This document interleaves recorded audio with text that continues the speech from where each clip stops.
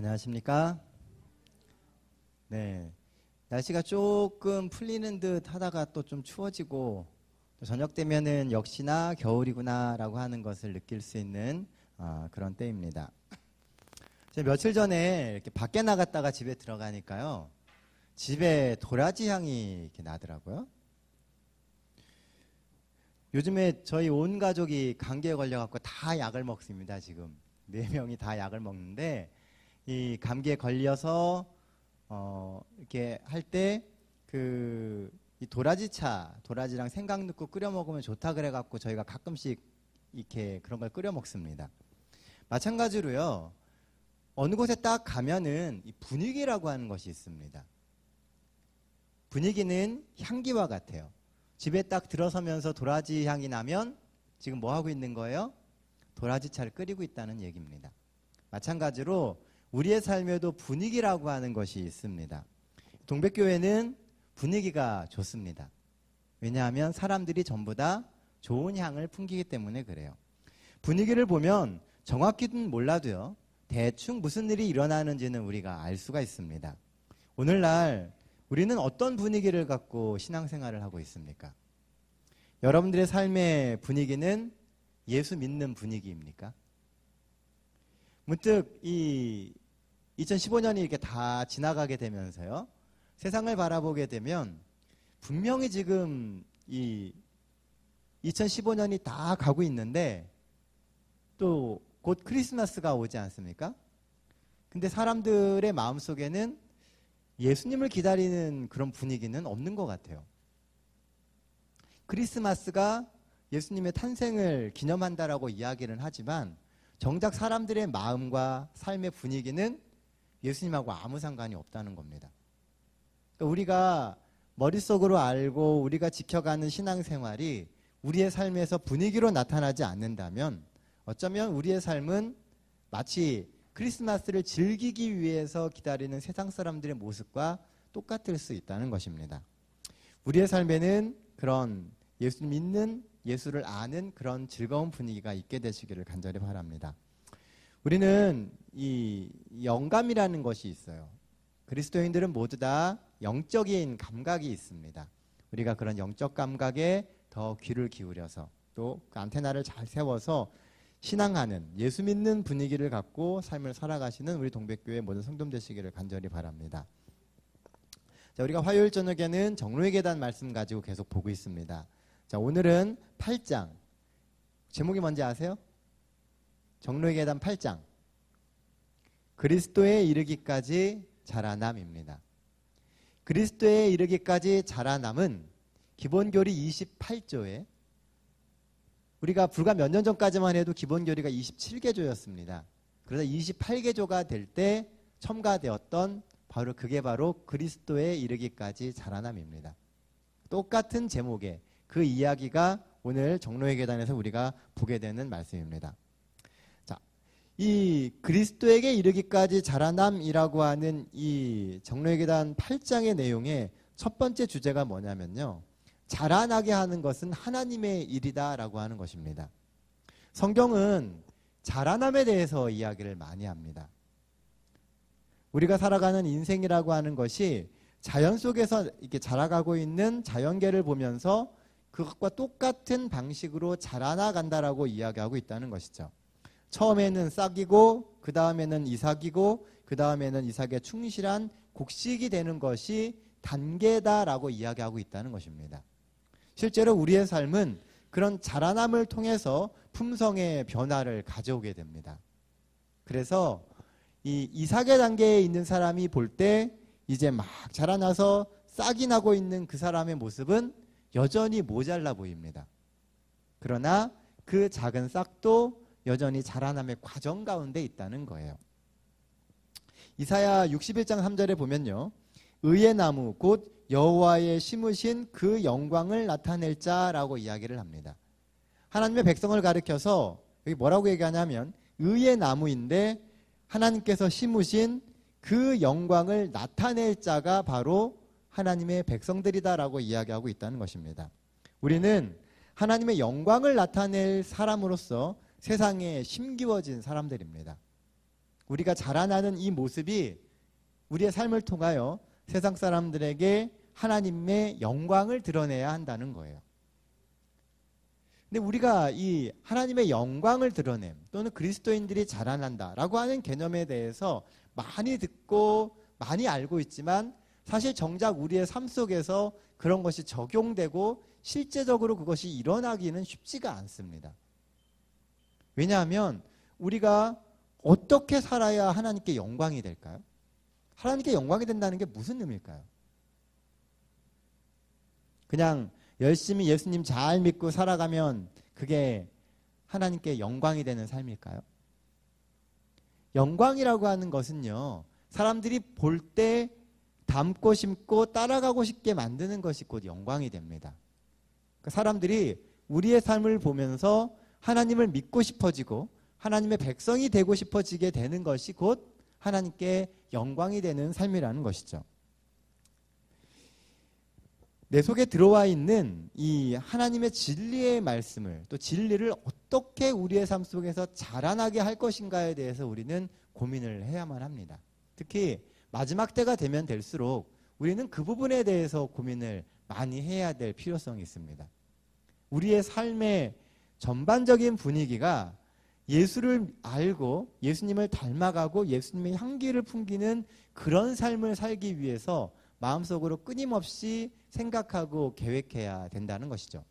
그러지 않으면 우리의 삶에서 하나님의 영광이 드러나기는 사실상 쉽지가 않습니다. 이 자연계를 보게 되면은요, 자연계에 있는 식물들은 하나님께서 주신 것을 받음으로써만 자라납니다. 그 식물이 뭔가를 해갖고 자라나는 게 아니라는 거예요. 식물은 그저 그 씨앗을 환경에 맞게 발화시키는 일만 하지 주어지는 모든 환경과 상황은 다 하나님이 주시는 것으로서 이루어진다는 것입니다. 식물은 스스로 돌보거나 염려하지 않습니다. 스스로 자기의 삶을 막 돌봐가지고선 자라나게 하려고 하지 않는다는 거예요. 그리고 자신이 처해 있는 그 환경에 대해서 염려하지도 않습니다. 왜냐하면 심겨주신 농부가 환경을 바꿔줄 것을 알고요. 또 우리의 그 천연계에 있는 모든 식물들에게 하나님께서 필요한 모든 것을 채워주실 것이라는 것을 알기 때문입니다.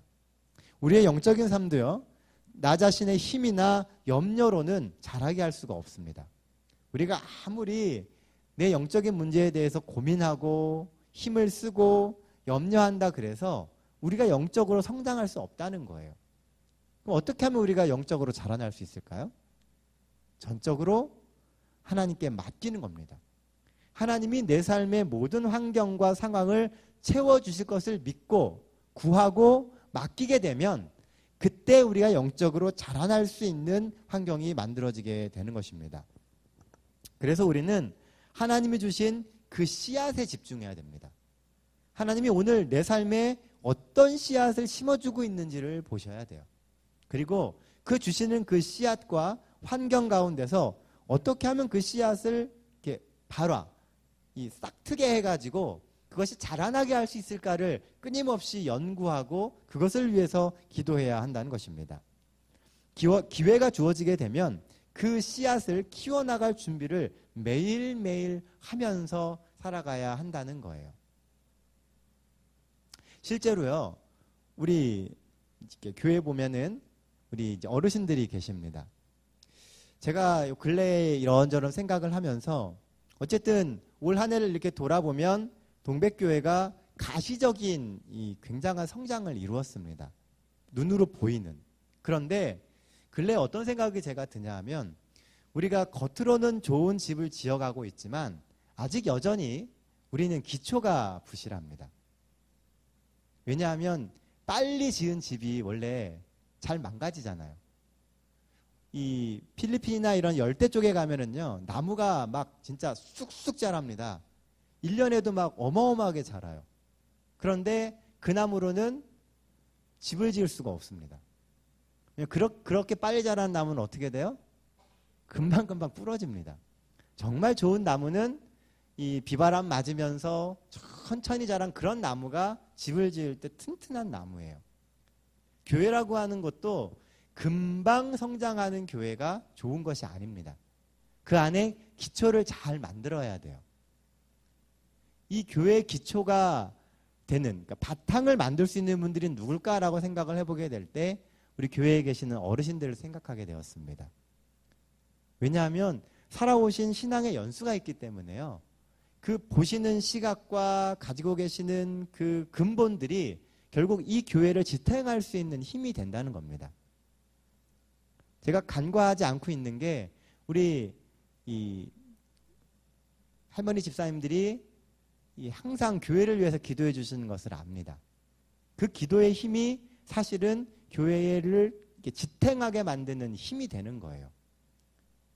그것을 직접적으로 느끼는 사람들이 있는 반면에 또 그렇지 못한 사람이 있을 수 있습니다. 그러나 여전히 변함없는 것은 그런 힘이 기초가 있기 때문에 그 위에 뭔가를 지을 수 있다라고 하는 것이죠. 이것을 개인적인 영적인 삶에도 적용을 해보면요. 결국 오늘 우리가 영적인 성장이 더뎌지는 이유 중에 하나는 기초가 없기 때문에 그런 거예요. 그리고 어느 날 우리의 삶의 모습이 굉장히 좋아진다 할지라도 바탕을 제대로 만들어 놓지 않으면 그 기초는 지어져 있는 건물은 금방 무너지게 되어 있다는 겁니다. 그러면 영적으로 우리가 기초를 만드는 것은 무엇이겠습니까? 그것은 바로 그리스도를 신뢰하며 믿음으로 살아가는 것입니다. 그래서 정로의 계단 이 8장의 두 번째 주제가 뭐냐 하면 중요한 것은 자라남에 대한 선택이고 믿음이다라고 이야기하고 있다는 거예요. 오늘 우리가 자라나려고 선택해야 됩니다. 자라나려고 하지 않는 사람은 자라남의 경험을 할 수가 없어요.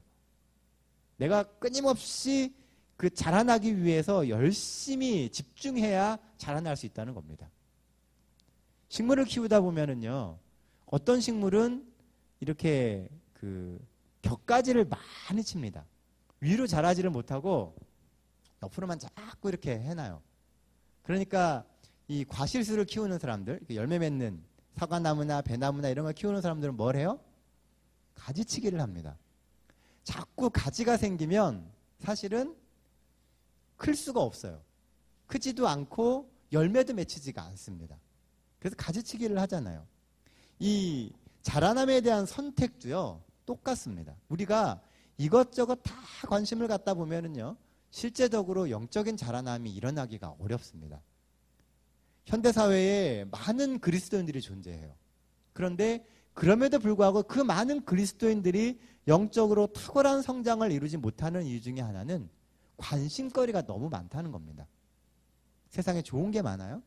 재밌는 게 많고 하고 싶은 게 많습니다. 이루고 싶은 게 많아요. 그러다 보니까 뭐에 집중하지 못해요? 예수 그리스도께 집중하지 못한다는 겁니다. 오늘 우리의 신앙을 무너뜨리는 그 작은 부분도 사실은 돌아보면 그런 선택하지 못하게 만드는 힘이 많이 있다는 것입니다. 우리가 그리스도 안에서 자라나고 은혜이신 예수 그리스도를 받기로 선택하면 우리는 예수 그리스도 안에서 살고 장성해질 수 있습니다. 우리가 결심하고 선택하면 자라날 수 있다는 거예요.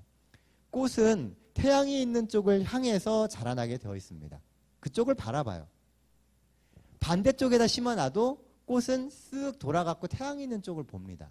왜냐하면 그래야지만 자라날 수 있다는 것을 알고 있기 때문에 그래요. 우리가 어떤 상황 가운데 있든지 간에 우리의 시선을 예수님께 향하고 있으면 우리는 자라날 수 있습니다. 예수님께 향하려고 하는 그 선택이 필요하다는 것이죠. 선택하지 않으면 그 빛을 충분히 받지 못해요. 물론 뒤통수로도 그 빛을 받으면서 자랄 수 있습니다. 그러나 바라보며 자라는 것만큼은 이루지 못한다는 것이죠. 오늘 우리가 선택을 하게 되면 하나님의 빛이 더 충만히 우리의 삶에 비치게 되고요. 그 빛의 결과로 우리의 성품은 예수님의 형상을 닮아가게 자라가게 되는 겁니다. 그래서 우리가 끊임없이 예수님께 향하고 예수님을 바라보려고 하는 그런 선택이 오늘 우리에게 필요한 것입니다. 우리가 잘 아는 말씀 중에 이 포도나무 비유에 보면요, 요한복음 15장 4절 5절에 이런 말씀이 있습니다. 내 안에 거하라. 나도 너희 안에 거하리라. 우리가 예수님 안에 거하면 예수님께서 우리 속에 계셔서 우리가 지속적으로 예수님을 바라보고 그 안에 머물 수 있도록 지켜주신다는 겁니다. 실제로 우리의 삶에 보면은요, 우리가 예수님 안에 있는 것처럼 보여도 우리의 시선이 자꾸 분산되면서 다른 데 힘을 많이 쏟습니다. 그래서 정작 어느 순간에 보면은 내가 예수님 안에 있는 것인지 아니면 예수님 밖에 있는 것인지 구분이 애매해지는 경우가 많다는 거예요. 제가 동백교회 처음 왔을 때 이 비유 하나 들었었죠. 어떤 사람이 한쪽 다리는 세상에다 딱 두고 한쪽 다리는 교회에다 딱 두고 살아갑니다. 처음에는 세상과 교회가 큰 차이가 나 보이지가 않아요. 그런데 계속 신앙생활을 해가게 되고 그리스도 안에서 많은 진리를 받다 보면 어떻게 돼요? 두 개의 거리가 점점 멀어지게 됩니다. 그럼 어떻게 돼요? 양쪽에다 다리 하나씩 얹고 있는데 처음에는 모으고 있던 다리가 조금씩 벌어져서 나중에는 가랑이가 찢어집니다. 그러다가 더 벌어지면 어떻게 돼요? 중간에 폭 빠져버립니다. 재림교회의 모습을 보게 되면 마치 가랑이가 찢어지다가 중간에 폭 빠진 사람하고 비슷해요. 세상에 가봐도 거기에 속해 있지 않고요. 그렇다고 교회에 와도 거기에 꼭 속해 있는 것 같이 보이지가 않는 겁니다. 우리가 애매한 가운데 있다는 거죠. 자꾸 다른 데 관심을 갖고 자라나려고 하지 않다 보니까 어느 순간 성장이 멈추고요. 그리고 우리의 모습이 그리스도를 향해서 그리스도를 아는 것 같고 닮은 것 같지만 정작 삶의 많은 모습에서 그렇지 못한 모습들이 계속 보여지게 된다는 것입니다. 성장을 위해서 가지가 포도나무에 의지하는 것처럼 거룩한 삶을 살기 위해서 우리는 예수 그리스도께 의지해야 됩니다. 예수님을 꼭 붙잡으십시오. 기도하시고 말씀을 보면서 예수님을 꼭 붙잡게 될 때 내 안에서 자라나는 그런 영적인 성장을 경험하게 될 것입니다. 실제적으로 우리는 예수를 떠나면 우리는 죄에 대해서 싸울 어떠한 힘도 없습니다. 죄를 대항해서 이길 수 있는 힘은커녕 대항하고자 하는 의지조차 생기지가 않습니다. 그나마 우리가 교회에 와서 하나님의 말씀을 듣고 또 틈틈이 말씀을 읽고 기도하니까 그래도 죄에 대항하고자 하는 생각이라도 갖는 겁니다. 여러분들이 만약 여기 안 계시고 세상에서 생활하고 계시면요, 이 시간 내가 죄를 극복하며 살아야 되겠다는 생각이나 하시겠습니까? 안 하죠. 그냥 주어지는 그 즐거움에, 죄의 즐거움에 그냥 휩쓸려서 살아가게 됩니다. 그러나 우리가 그래도 예수 그리스도를 만나는 경험들이 자꾸 생기니까 실제로 실패하더라도 죄에 대항해서 이겨야지, 싸워야지 하는 생각이라도 갖게 되는 겁니다.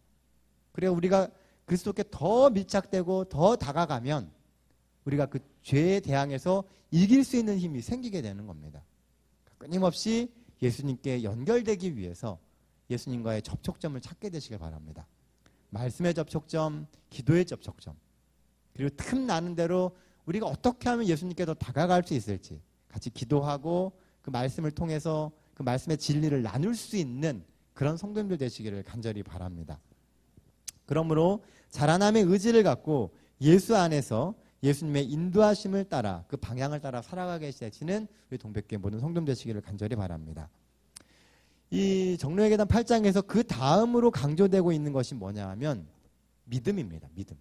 자, 그렇다면 예수님 안에 거하는데 필요한 게 무엇이냐라고 하는 것에 대해서 믿음을 이야기하고 있다는 겁니다.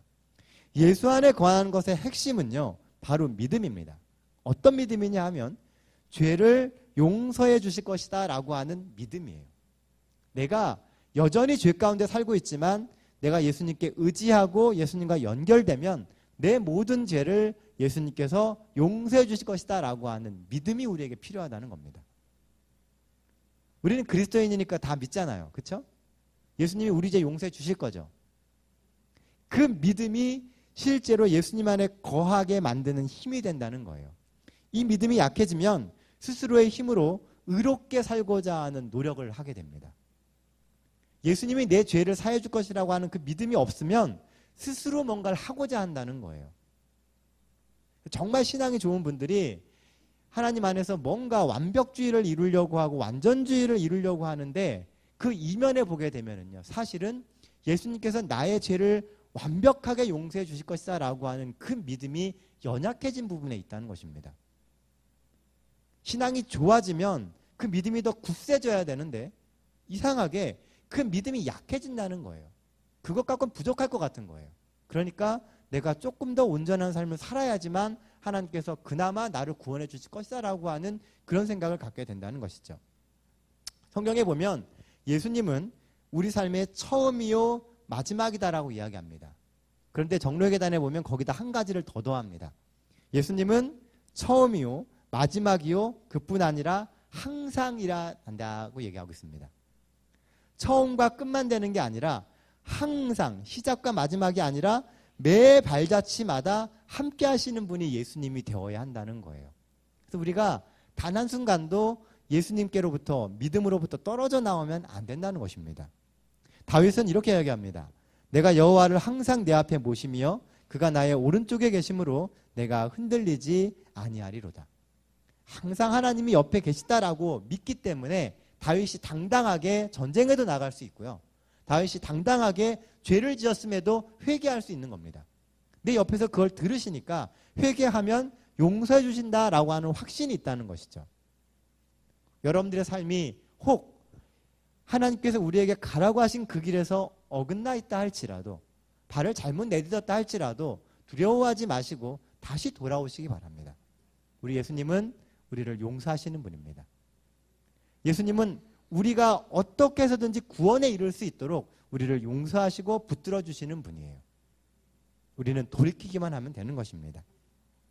그럼 어떻게 예수님 안에 거할 것인가? 처음에 받아들인 그리스도를 받아들일 때와 똑같은 방법으로 그분 안에 거하라라고 정로의 계단에 이야기를 합니다. 제가 이거 읽으면서 생각을 해봤어요. 처음에 예수 그리스도를 받아들일 때처럼 똑같은 방법으로 예수님 안에 거하라 그랬거든요. 우리 집사님은 어떻게 처음에 예수님을 받아들이셨어요? 네.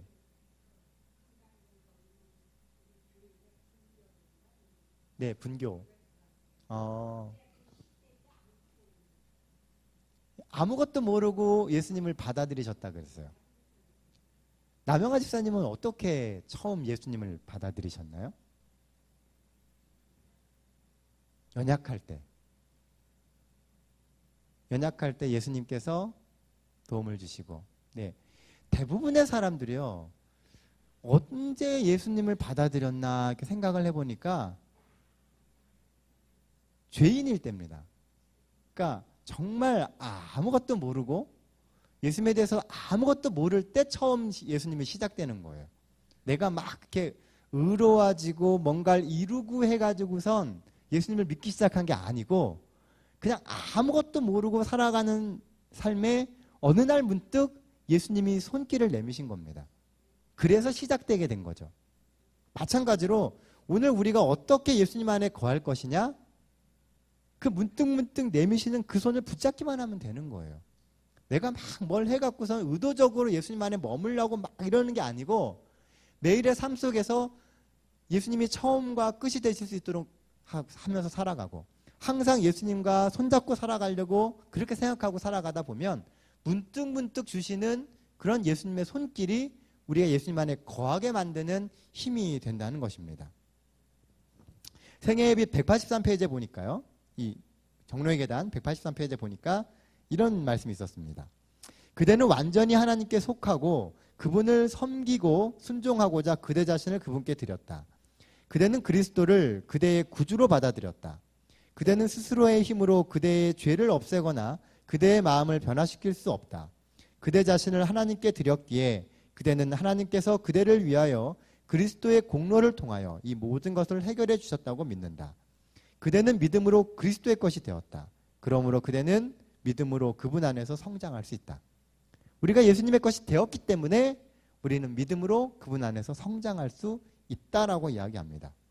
또한 우리가 예수님께 완전히 속했기 때문에 예수님께 드려진 사람이 되었기 때문에 오늘 그리스도께서 우리의 삶의 모든 부분을 해결해 주신다라고 이야기하고 있습니다.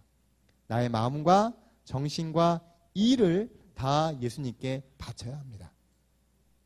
정신과 생각뿐만이 아니라 저는 이 일이라고 하는 부분이 마음에 아주 와닿았어요. 우리는 마음을 다해서, 우리의 몸을 다해서, 정성을 다해서 이렇게 얘기하잖아요. 근데 여기에는 정신과 생각과 일을 다 드리라고 이야기합니다. 우리가 하는 모든 일을 하나님께 다 바쳐야 된다는 겁니다. 차를 운전을 해도 그 운전하는 그 일을 하나님께 맡기는 거예요. 하나님께 드리는 겁니다. 하나님, 제가 이제 운전을 합니다. 하나님께서 오가는 길 지켜주십시오. 동행해 주십시오. 이렇게 하면 그것이 예수님과 같이 머물고 동행하는 길이라는 겁니다. 우리가 설거지를 할 때도 하나님, 제가 설거지합니다. 이 순간 저와 함께 해주십시오. 라고 그 일을 맡기는 거예요. 작은 일도 다 예수님께 맡길 때 결국 우리가 예수님과 동행하며 살아갈 수 있는 사람이 되게 되는 것입니다. 순종하기 위하여 우리 자신을 주님께 먼저 드려야 합니다. 믿음보다 더 중요한 것은 순종이에요. 믿음보다 더 중요한 것은 하나님의 말씀에 대한 순종입니다. 하나님이 가라고 하신 그 길을 가는 거예요. 하루의 삶을 시작할 때 그 하루를 위해서 하나님께 나 자신을 드려야만 합니다. 모든 계획을 하나님께 맡기십시오. 그분의 인도대로 여러분들의 계획을 실천하거나 또는 포기해야만 됩니다. 그분의 인도하심이 없다면 과감히 포기하는 겁니다.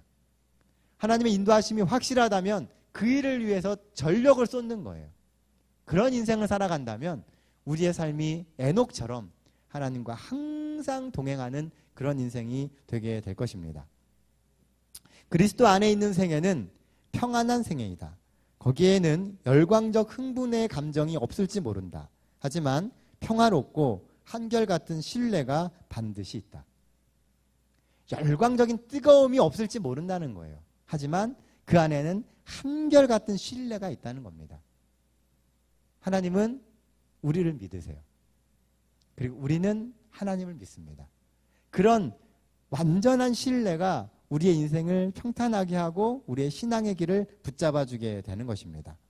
우리의 희망은 내 속이 아닌 예수 그리스도 속에 있습니다. 그렇게 하기 위해서는 예수님의 길을 모방해야 된다라고 정로회계단이 이야기해요. 모방이 뭐예요? 따라하는 겁니다. 예수님이 사신 것처럼 따라하라는 거예요. 따라하면, 모방하면 그 모방이 변화의 시작이라고 이야기합니다. 예수님이 하신 것처럼, 예수님의 마음으로, 예수님의 모본을 따라서. 이게 되게 중요한 얘기예요. 예수님이 하신 것을 따라해 보는 게 결국 우리의 삶의 변화를 가져오게 될 거라는 겁니다. 예수님이라면 이 사람을 어떻게 대하셨을까? 예수님이라면 이 상황에서 무슨 말씀을 하셨을까? 이게 우리가 그리스도와 항상 동행하고 자라나게 만드는 힘이 되게 된다는 것입니다. 사단은 우리의 마음을 하나님으로부터 떠나게 만들도록 할 때 세상의 쾌락과 생애의 걱정, 슬픔 또는 다른 사람의 잘못과 자신의 약점을 이용한다라고 되어 있습니다. 여기 보면 이 언급되어 있는 네 가지가요. 사실 오늘날 우리의 삶에 없는 게 없습니다. 첫 번째가 생애에 대한 걱정이에요. 아, 내 인생을 어떻게 살아야 될까? 뭐 하고 살지? 이런 걱정. 사단이 요거를 이용해가지고 우리를 예수님께로부터 떼어놓는다고 이야기합니다. 두 번째는 이 슬픔이에요. 우리의 상황들 속에서 얻게 되는 그런 슬픔이 우리를 하나님께로부터 멀어지게 만든다는 것이죠. 그 다음에 나오는 게 뭐냐 하면 다른 사람의 잘못이라는 겁니다. 누군가 나한테 잘못을 해요. 그 사람이 잘못 사는 모습을 보여줘요. 이게 그 사람을 하나님께로부터 떨어지게 만드는 게 아니라 그걸 보고 있는 우리가 떨어지게 된다는 겁니다. 사단은 그걸 자꾸 보게 만든다는 거죠. 의도적으로 그런 것을 보이게 만든다는 거예요. 그리고 마지막이 우리 자신의 약점을 이용한다고 합니다. 우리의 연약한 부분. 스스로 영적으로 약해지게 만들고요. 스스로 무너지게 만들어버립니다. 그래서 지나친 자아 성찰은요, 신앙에 도움이 안 됩니다. 내가 나에 대해서 너무 자기 비판을 하잖아요. 그러면 그것이 회개로 이어지고 힘을 얻고 자라나게 하는 것이 아니라 우리로 하여금 자꾸 주저앉게 만들고 좌절하게 만든다는 거예요. 우리는 내 속을 자꾸 바라보는 게 아니라 예수 그리스도를 바라봐야 합니다. 내가 내 자신을 막 들여다보고 고쳐갖고선 내가 의인이 되려고 하지 말고 예수님을 바라봄으로써 예수님이 나를 변화시킬 수 있는 그런 인생을 살게 되시기를 바랍니다. 실제로 하나님을 위하여 살고자 진정으로 원하는 수많은 사람들이 자신의 결점을 생각하면서 많은 시간을 허비합니다. 걱정하고 고민하는데 너무 많은 시간을 투자하지 마십시오. 우리가 구원받을 수 있을까? 그것도 걱정하지 마시기 바랍니다. 모든 것은 다 하나님께 속해 있는 겁니다.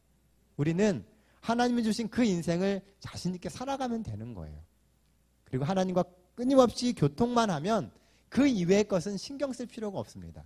하나님이 구원시켜 주실 것이고 우리가 고민하고 있는 그 문제도 우리의 힘으로는 해결 안 되는 겁니다. 고민하지 말고 하나님께 그냥 맡겨놓습니다. 그럼 하나님께서 그 일을 이루어 주시게 될 것입니다. 예수님의 제자들은 구원을 얻었을까요?